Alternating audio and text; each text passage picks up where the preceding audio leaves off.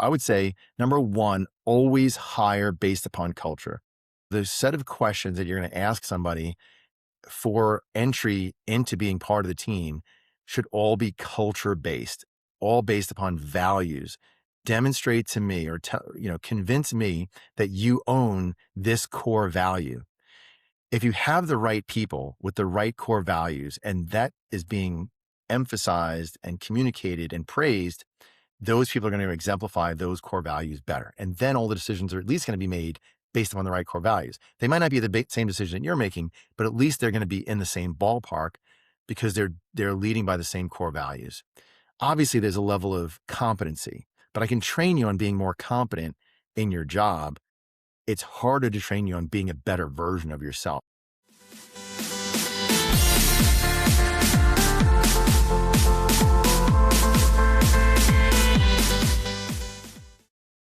What's up, everybody? Welcome to this episode of Forward to Extraordinary, a part of the Strictly From Nowhere podcast experiment. I'm your host, Justin Abrams, a serial entrepreneur in pursuit of wisdom with the goal of sharing it with all of you. And today is no different. You know, what I really love about being a business owner, especially here on Long Island, is you never know who you're going to meet. One of the things I talk about on this podcast all the time is increase your surface area for luck. What does that even mean? To me, what that means is the next person you meet could change your life. My grandfather's been telling me that since I was a child. He also told me, just do you, you'll never see that guy again, which in the age of AI and the age of social media, I'll probably see you tomorrow. So be careful what we do in the world. But increasing your surface area for luck, getting out and meeting new people, that's really the name of the game. And I think Long Island, specifically where I'm from, is really built on networking, on advancing yourself, on meeting new people, on finding innovation and creative ideas. And so I'm really inspired by those in my community that also value the same thing. Now, some time ago, I've talked about this organization in the past. I was a member of a leadership group called Compel. And one random day, there was a gentleman that showed up to a meeting. His name was Joseph Beauchamp. And Joe and I have been watching each other ever since. It's probably about 2 years ago at this point. And so, Joe, I welcome you to the show. It's been a long time coming. You and I met up the other day, just randomly at an HIA event at Jones Beach Amphitheater, which set me on this course of what is possible for my backyard here. But you and I hit a quick vibe, and welcome to the show, man. I can't wait to unpack your zero to market story. That's awesome. Thank you so much. I appreciate being here. It's great meeting you. I would say that there's some people that they have an energy, a positivity, a mindset, and you give back to the community. You're interested in serving. You're the kind of person that likes to add more value to people than you want to get from them. You're the giver.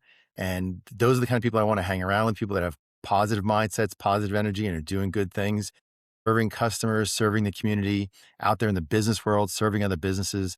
That's the exact kind of people I like to hang around with. So, you and I, we kind of see eye to eye. We see a lot of the same kind of things, and we're out there, very different aspects, making the world a better place.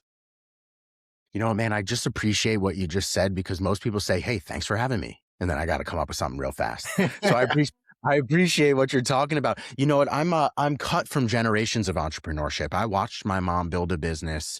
I watched my grandmother, my grandfather build a business. I have multiple generations before them. The game changed slightly, but there is one common thing to small business, especially if your goal is to grow, sustain, make this your lifestyle. If your family is dependent upon it, it's the hustle, man. It's like the get out, meet people, be authentic, build relationships first. Don't be so fast to close.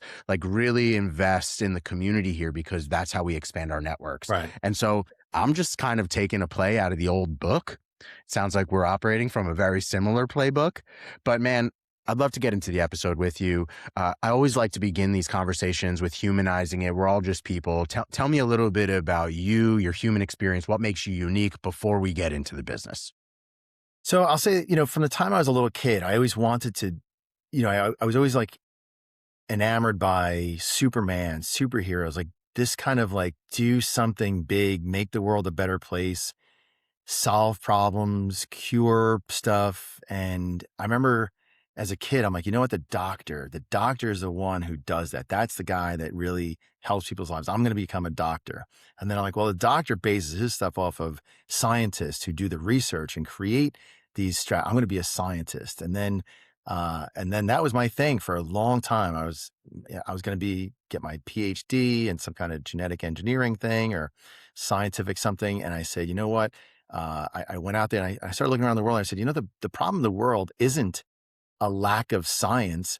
The problem in the world is a lack of leadership, right? There's a whole lot of good stuff out there that people just aren't taking advantage of because the leaders in some of these countries and some of these places they're self-centered, they're self-serving, they're corrupt, they're doing the wrong thing, they're poor communicators, they're poor leaders. And so leadership I see is really the biggest challenge worldwide, businesses, communities, local families. And that's why I jumped into leadership. And so what I do now is leadership development, and I help people lead better through values-based leadership strategies, mindset, strategy, values, systems, how to communicate better, how to manage your emotions better, because if you get emotionally triggered, everything goes down the drain, right? So you can have the best strategy in the world. You get angry and you start smashing that strategy. So helping people just to manage their emotions uh, is a key component, right? Helping people to be inspiring, helping people to communicate in a way that people feel energized to follow their leadership. So those are the things I do. I help people strategize their businesses, grow their businesses, develop their leadership teams, and it opens the door for exponential growth. Man, there's a few things that I just have to like double down on that you're talking about. Like, first of all, my path in life and like my curiosities as a little kid led me to pre-med. I wanted to be a doctor. Like if you ask my family, that's always what I thought I was going to be, what I wanted to be. And the whole goal was like exactly what you said. I wanted to make people better. Yeah. I wanted to heal people. And the people that are synonymous with that are doctors. And I thought, oh, great. Like, let's do that. I quickly got outpaced by the education. It was a little bit too much rigor for me. I'm really not a math and chemistry guy. And those are kind of critical to getting through pre-med programs.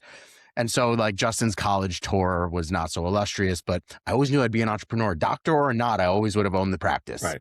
And so I always knew I'd get back there.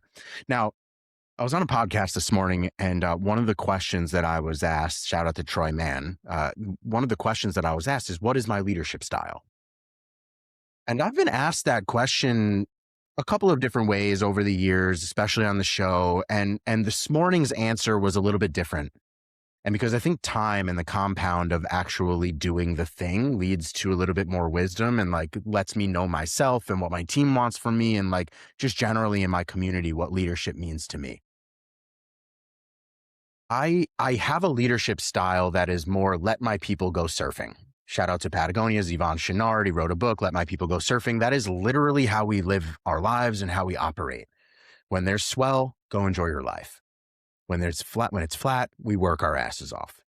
And I really have this very loose style and approach to leadership, mostly because that's always what I wanted in my career. I'm a talent dense individual. I only hire incredibly competent people. I hired you so that I don't have to manage you. Right. So you're totally self-sufficient. I don't even have layers of management in my small business. I hire super talented individuals that can manage the entire equation tip to tail. And so my leadership style is exactly what you're talking about, which is it's my goal to keep you invigorated. It's my responsibility to keep you focused on the mission of the brand. Right. It's my responsibility in dark times to make you feel like it's Narnia, like it's just the greatest place to be. And like all businesses hit tough times. It's just Absolutely. how it goes. Yep. My unique advantage, and you'll tell me if I'm just full of shit, my unique advantage and the thing that I think separates me from other leaders is this contagious energy, this like ability to make you feel like you're freaking Superman. Yeah. And you should. and it's not manufactured. Like, I don't even know how else to be. Like, I legitimately, if I'm having a bad day, you for sure do not know it. Like maybe my wife knows, maybe my business partner, Mike, knows after being friends for 25 years at this point. He probably knows me pretty well when I'm kind of faking my way through the day. But to everybody else, my leadership style is to make you feel like you're a damn superhero. And I don't know if there's a playbook for that. And so that's my next question for you is, am I full of shit? No, you're not. That is a key component of business and of leadership. And so you can muscle your way through, you can just grind it out. You can torture people into submission, but Sure. you choose to Yeah. energize them. You inspire people. It's contagious. Like you said, people want to be around that energy. They like you and people buy into you. So here's the key with leadership. People buy you before they buy your idea. And if you're like, all right, we're going to do this crazy thing, people are like, all right, let's give it a shot because they like you.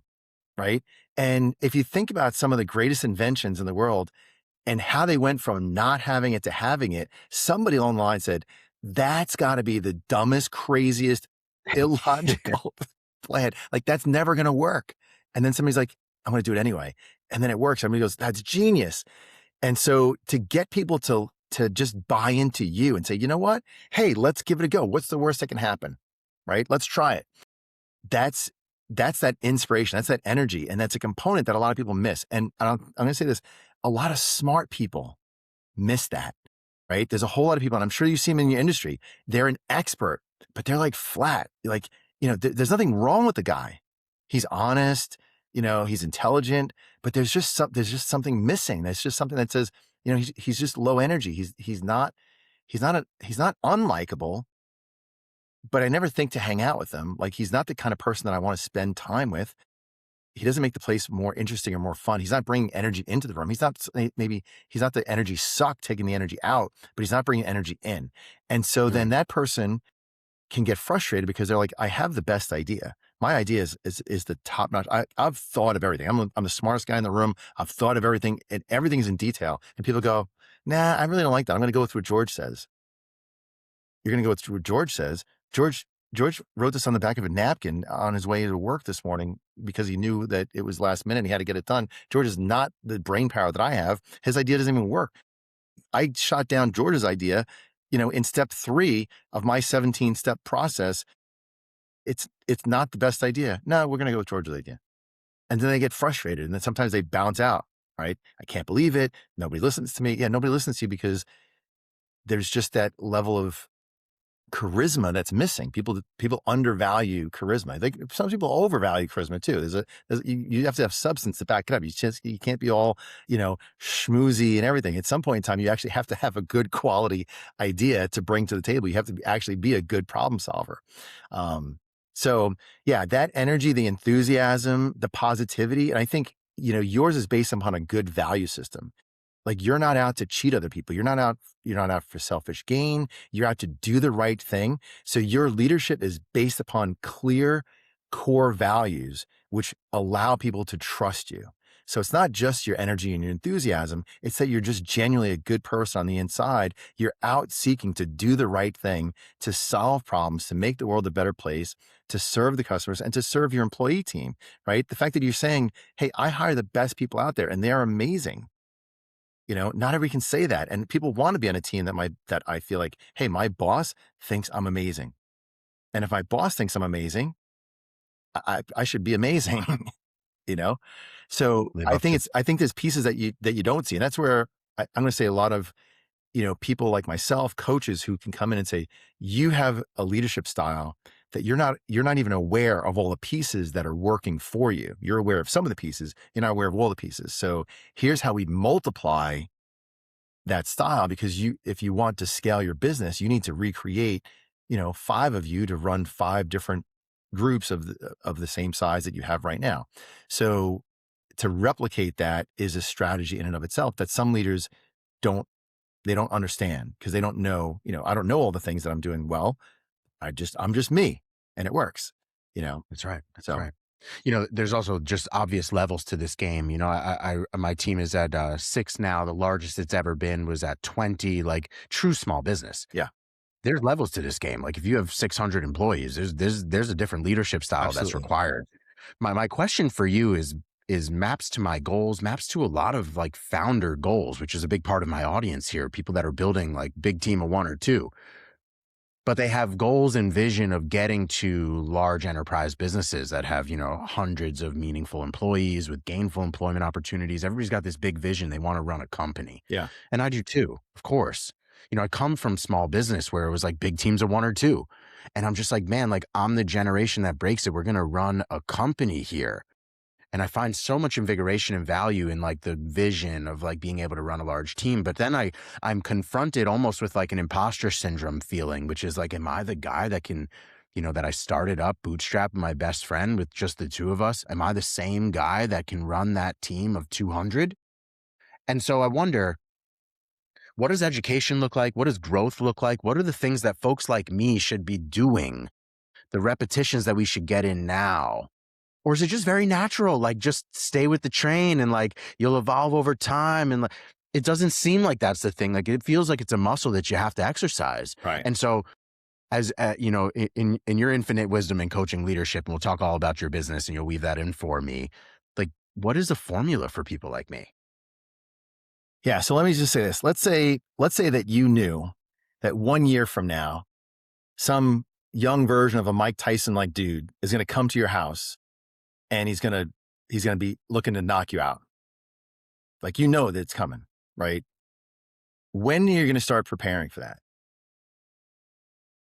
Man, I could be like such a cheeky asshole and talk about the security system and the pit bull that's sleeping behind me and the machine guns that I have in the locker upstairs. Like, we could really talk about that, but I understand your equation. And to answer you absolutely truthfully, I've been preparing for force majeure like that for a lifetime. I'm preparing for my expansion into leadership for a lifetime. I went to work first to learn what leadership looks like, what management styles exist, what growth trajectories exist. I'm answering your question because I think what you're alluding to is, when do you start preparing for the growth you hope for?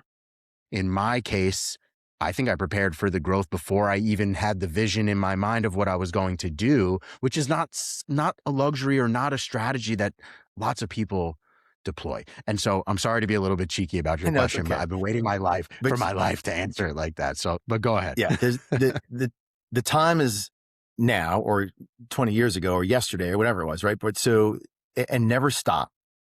So I just want to address, imposter syndrome, because it's such a common feeling that people have. And I think it comes from this whole like social media. I'm going to just display my best to everybody else.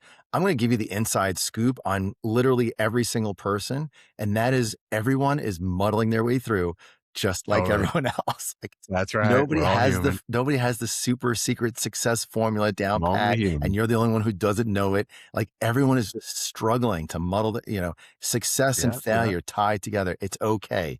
Right now, what you don't want to do is like check out of the system of self-development, self-education, getting a mentor, mentorship, being out there.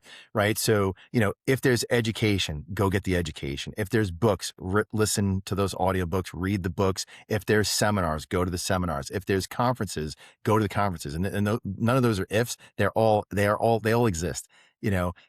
I've heard of conferences that exist for like, you can have, there's probably entire like conferences on like vinyl flooring, or like Sure. the Yeah. most specific little thing. You're like, wait, there's an For entire sure.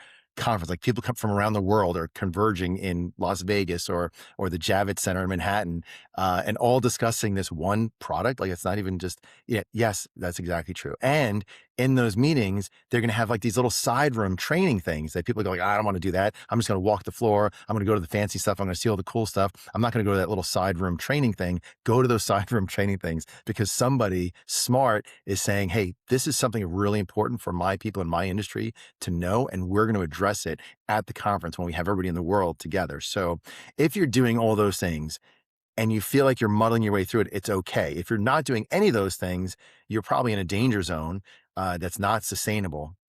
But keep doing those things. I just want to talk about leadership style for a second also.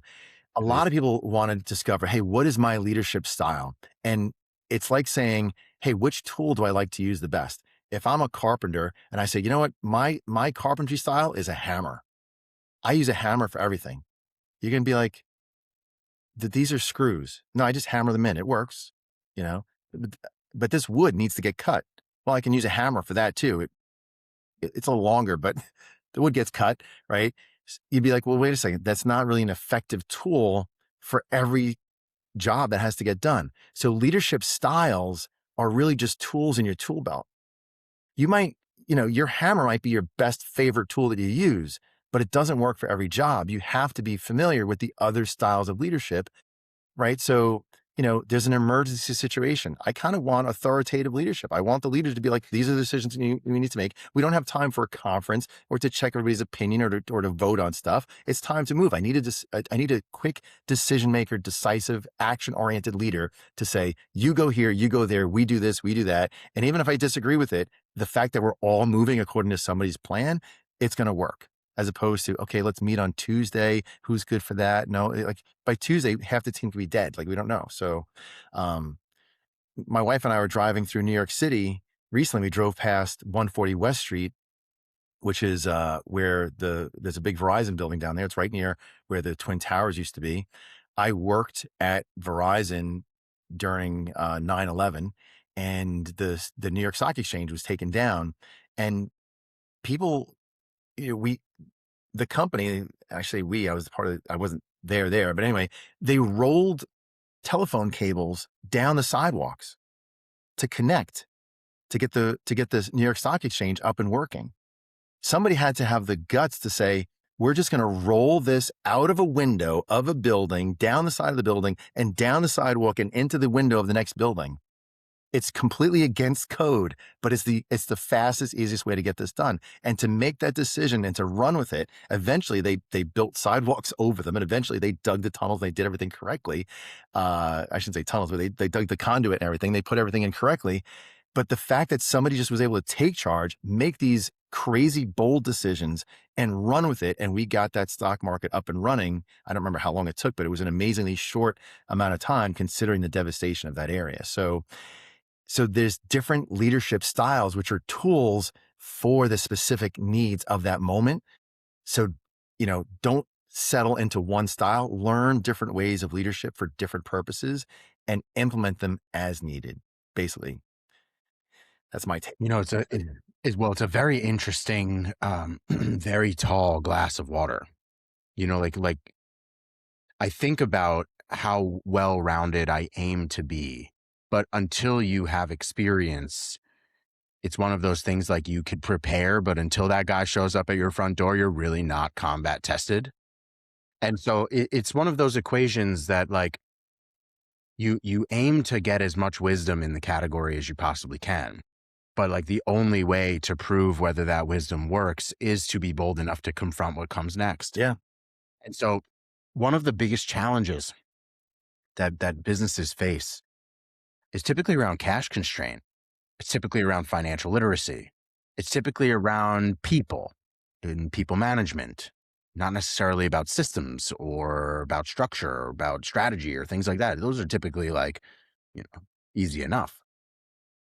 What would you say are like some of those large scale challenges that businesses try every day to prepare for, but they really are the Tyson emulator that shows up at your door, and like you're just not prepared till you muscle through?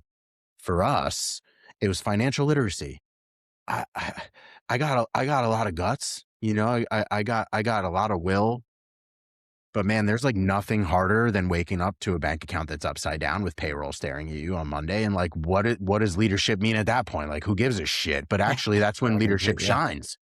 That's like the right move to do. That's like how I make decisive decision. Like I don't have the luxury of waiting till Monday.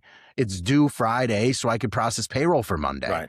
And so over the years, it's not all bright side and about growth. Like what are some of the tribulations that leaders face that they have to navigate? And the 9/11 Verizon story is quite extreme. Like what are relatively usual Main Street, small business, mid-market challenges that leaders have to prepare for that are realistic? So I think the biggest thing that people can prepare for, and I'm going to say the financial side is I'm not the expert in the financial stuff. So I would say, bring in good financial people, because I've heard things I'm going, I didn't even know that existed. And I'm like, that's good that you knew that, because if I didn't, I had no idea. My specialty is with the people side. And I think what people neglect is the culture. They kind of believe that the culture is just going to establish itself and grow itself and maintain itself.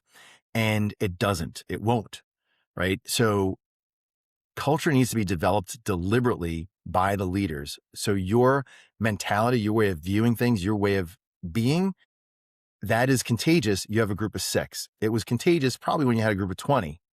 But when you're going to go from that group of 20 up to a group of 100, it's no longer contagious, because now you start getting subsets of people that bring in their own cultural belief systems. They have a bad day. They have a bad belief. They have a bad thing. And those little things start to become like like Cancer. cancer. They start growing, Yeah. right? And you don't need the majority of your company to believe in something to change the culture. All you need is a core nucleus of people who start believing something that's different when you believe. And that starts to become the way things are done in the company. And so if you just think about, hey, this is how we do it here, that's the culture. You might have a belief system that says this is how we're supposed to do it here, but you got to be able to look and see, what do we actually do? If we actually do this, but we say we believe this, and there's a mismatch, how do we get the behavior to match the behavior that we're looking for by realigning the underlying belief system? So I could believe that the customer is number one and that we service our customers, we give them the best ultimate experience out of any company out there. That's my core belief. My customers deserve that. I know that that's what they want. I want them to be free to do what they have to do by me doing what I have to do, right? So those are our core beliefs, but our actions are going to be different than that. And so now if my action is different, then maybe I don't really believe what I say I believe, because our belief on the inside is going to come out in our actions on the outside. So how do I get my team to start believing the real thing and see that their actions are not in alignment with what we believe? We're not giving our customer the great expectation because, yeah, we're communicating with them. That's fantastic. But we're communicating with, hey, it's not going to get done by Thursday. It'll be done by Monday. And they're like, okay, Monday. But that erodes some of that customer experience. And then on Monday, we're like, well, you know what? It's going to be done by the end of the day Monday. It's going to be done by midnight. It's going to, whatever. And so, and the customer kind of just keep getting drawn along this process. And we think, oh, it's okay. I communicated with the customer. It's not okay. You've changed your story along the way. That's a violation of integrity. So getting people to be aware of that, but that's a piece that people are missing. So they wonder 5 years from now, why is the culture of their company so different than what they started off with? Because they allowed it to drift and they didn't address it because they didn't know that that was their job to do it as a leader. They didn't know how to do it. And they just watched the culture of their company drift into a different direction. So most of the companies that I work with, I see things that happened, 5, 10, 20 years ago that they should have addressed back then. And it just drifted over the course of time. Like, a 1% change in trajectory over a long enough period of time can be a, very significant difference after a number of years. So the other side of it, I'm going to say, is emotional, because if you believe that everybody on your team has your emotional resilience, that's we project onto other people, and it's just a natural way to be. I'm cool with that. They're going to be cool with that. Not realizing that some of them aren't going to be cool with that. Some of them are going to get emotionally triggered, and that emotion is going to throw a monkey wrench into everything, because now that person has resentment and their subconscious mind is telling them, sabotage the system. Ah. So consciously they're working for you, subconsciously they're working against you. And those little things will add up over time. A little resentment, a little comment here, a little thing there, a little delay here, screw him, I'm going to do whatever kind of thing, Mm. right? Those are again another type of cancer that gets in there. If we're not training our people how to be emotionally aware and emotionally resilient, they're going to become their lower version of themselves, a less resilient person, which can be resentful and do these, subconscious counterculture type behaviors. It's such an interesting climate because I went to work professionally for 15 years. Like I commuted into Manhattan. I worked for two startups, different maturity levels of those types of businesses. One grew from, like, I was employee number 7 of the original startup to like 60. And that was like really cool to participate in. Then I joined another startup, which was like a team of 800 globally distributed, different stuff. There's a culture within your little team, which you talk about. Yeah. And like that has to do with like people that gel. There's just a good vibe. They go out for a drink after, like they're invested and become friends, like that little micro culture. And then there's the macro culture, which is like if I meet a different office at an offsite, it's like, whoa, we speak all the same language. Like this is really cool. Like we all bleed the same color. Like Yeah. it's great. Like that's wonderful. Now, with a hybrid or a remote world, how do you get people to really vibe on culture? Like, what are I feel like it's now harder Yeah. especially because people side quest so often. Like they're like, oh, I'll get to it. AI's got my back, or whatever the equation may be. In a remote environment, it feels like the challenge of finding and maintaining culture from a leadership perspective is even harder. I can't just like walk up to you and like tap you on the shoulder and like build some rapport, Yeah. or what are you working on, Right. or how can I help you? Or like now it becomes even more intentional. And so I could tell you things about like what I do, but I'm curious from your perspective, what's the difference between in-office culture and remote environments today Yeah. So it used from to a be leadership?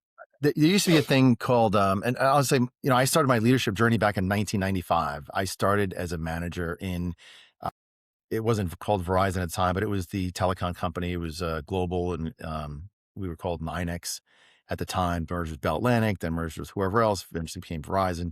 I worked on the corporate side, so I never did the cell phone stuff. Anyway, so we used to have a saying called management by walking around, MBWA. The managers should get out of your office, walk around your team, be seen, be visible, let your energy, let your energy be seen and felt by the people around you. So be that kind of person that's actually uplifting the office. Like, don't come out of your office grumpy.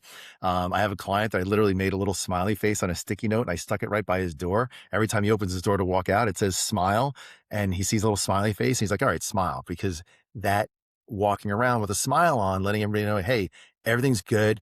I'm here. It's warm and friendly. We're building relationships, right? So you used to be able to do that. Now you can't. Now, you might be working with people that are on the other side of the world. They're working at nighttime. They're not even working during the same time hours that you're working, right? You might have people over in India or Philippines or somewhere else around the world, Totally. and or even Europe or whatever, South America, East Coast, West Coast. So it's a much more challenging time to do that. So I would say, number one, always hire based upon culture. So the set of questions that you're going to ask somebody for entry into being part of the team should all be culture based, all based upon values. Demonstrate to me, or convince me that you own this core value.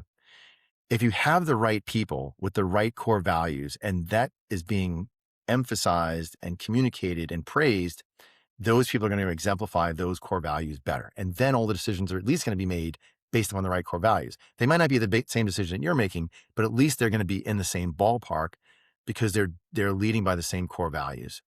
Obviously, there's a level of competency, but I can train you on being more competent in your job. It's harder to train you on being a better version of yourself as a core value system. So then for culture, you're going to create systems that have people praise each other for demonstrating those core values. You're going to recognize people for those core values. You can put out a newsletter. You can have meetings. I would definitely create meetings together where people are celebrated for actions that exemplified that core value. Hey, this guy went out of his way to service this customer in a way that was completely creative and completely unique, but necessary for that moment. Hey, let's all celebrate this person for doing this particular thing. That demonstrated our core value of whatever this core value is, right? X. So celebrate those things, but be deliberate in creating it and maintaining it. Nobody gets promoted if they're not exceptional in those core values, right? You don't want to put somebody in a position of leadership where others are going to follow, Marcus got rewarded for that. I should be more like Marcus. No, Marcus is good at what he does, but he's missing a couple of core components that we need in order to elevate him to a role of leadership. If you see something missing, address it. Address it in a way that doesn't spark the person or trigger the person emotionally. If it does, it does. But we're trying to be, what we ultimately want is the person to grow. We don't necessarily want the person to just agree that we're correct. You know what I'm saying? Like, I could argue you into being like, yeah, Joe, you're right. And then you Of walk away course. saying, frickin' Joe, screw him. Or I can help you see, hey, this is where you are now, and this is the you that you really want to be. How do we migrate from your current version of you to this better version of you? How do I enroll you into owning this better version of yourself and choosing for yourself to elevate? And how do I inspire you to elevate yourself into this new way of thinking, new way of being? And that's how we need to be as leaders, inspiring our team to do that, but keeping an eye on them, right? Not so much that it's like overbearing, but But hey, listen, I know how life gets. I'm here to hold everybody accountable because we believe in these core values. We execute them a certain way. When I gave students tests, I would walk around the classroom. I was a school teacher for a period of time. I'd walk around the classroom. I said, listen, I'm not walking around the class because I don't trust you. I just know how it gets. And if I'm walking around, it's going to help you to stay more focused on your test. Like, I'm not going to open up a door of opportunity that's going to tempt you to do the wrong thing. So being aware of human nature and being compassionate and being inspiring and helping people to see we're all in a journey and we're here to help each other along that journey. And accountability and holding up the mirror to somebody are part of that growth journey. Well, Joe, as we round third base, uh, how can people get in touch with you? My audience is heavily in this founder mode. Everybody's looking for growth. Lots of entrepreneurs, operators, and leaders already exist in my audience, and I'm sure everybody is trying to find a better version of their leadership style and retain talent in this time and figure out what are the right decisions to make to lead my business. How can people get in touch with you and find out more about what you're working on? Absolutely. So initial consultations are always free. I'm happy to talk to anybody. Some people have grown their business from the initial consultation and never went anywhere further, but they took that strategy and they launched with it. So it's not a big sales pitch. You can reach me on my website, beauchampteam.com. Beauchamp has some extra letters in it, BEAUCHAMP. So beauchampteam.com. You can email me at joe@beauchampteam.com. And I'll reply to you. You can find me on all the social media, LinkedIn, Facebook, Instagram. Just look up Beauchamp Team Growth Solutions. That's the name of the company. You'll find me there. And I'm glad to help out. I'm happy to talk to anybody, discuss what's going on in the company. I love what I do. You can't pay me to stop. I'm here. I've got a radio show called Exponential Impact. You can listen on Fridays. Podcast, the International Leadership Podcast. So big conference coming up in January, the Live to Lead, which is out here in Hauppauge, New York. So yeah, lots of different ways to get a hold of me. I'm more than happy to help anybody out. So. Well, Joe, I can't thank you enough for your contributions to our community. I can't thank you enough for just being willing to join me, not on the show, but also just like in this road of entrepreneurship and learning from you is a pleasure. I will be at that event in January Thank you. 2027. But man, it's been a heck of a journey. You and I could keep going on this show forever and forever. Maybe we'll have another follow-up episode when I'm further along in my leadership journey just to learn more from you. But man, thank you for sharing your zero to market story. And I wish you forward to extraordinary. Thank you so much. Appreciate being here. Thanks, Joe. See you, Thanks. man. All right.